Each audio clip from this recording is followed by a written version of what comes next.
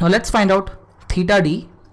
For theta d, we put the value of x equal to 7 meter, since point D is at distance of 7 meter from origin A, in this slope equation, and considering the slope equation up to the third partition, since the equation up to third partition is valid between point C and D, we have EI into dy by dx at point D, which is nothing but theta d, is equal to 1214.29 into 7 square upon 2 minus 4928 first partition minus 2000 into 7 minus 2 square upon 2 second partition plus 1500 into 7 minus 4 and third partition.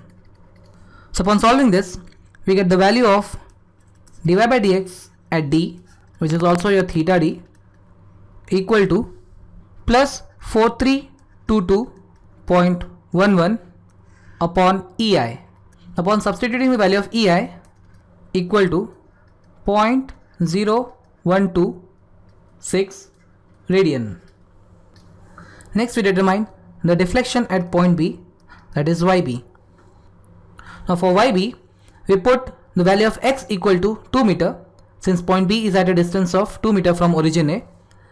In this deflection equation, and considering the equation up to the first partition, since the first partition is valid between point A and B, we have EI into YB is equal to 1214.29 into 2 cube upon 6 minus 4928 into 2 and the first partition.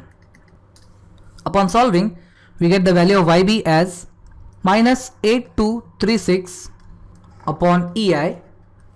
Upon putting the values of EI equal to minus 2.06 into 10 to the power minus 4 meters. Now since this deflection is also minus, so we have a downward deflection. So we plot the table of slope and deflection.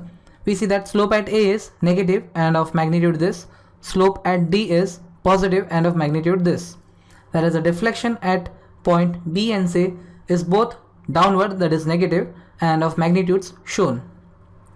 So from this we can plot the deflection or the elastic curve of the beam. So this is the deflection curve of the beam or the elastic curve.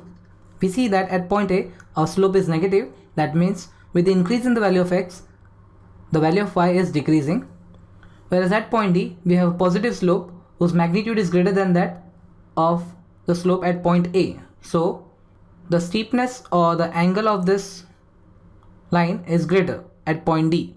Now we see that at point D our slope is positive, that means with the increase in x your value of y increases, whereas at point B and C we have this downward deflection. Now deflection at point B is lower than the deflection at point C, which has been represented by the length of this vertical line.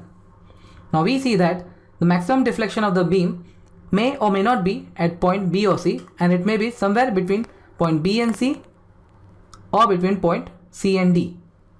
So with this, our analysis of this problem is over. Thanks for watching in 5 minutes.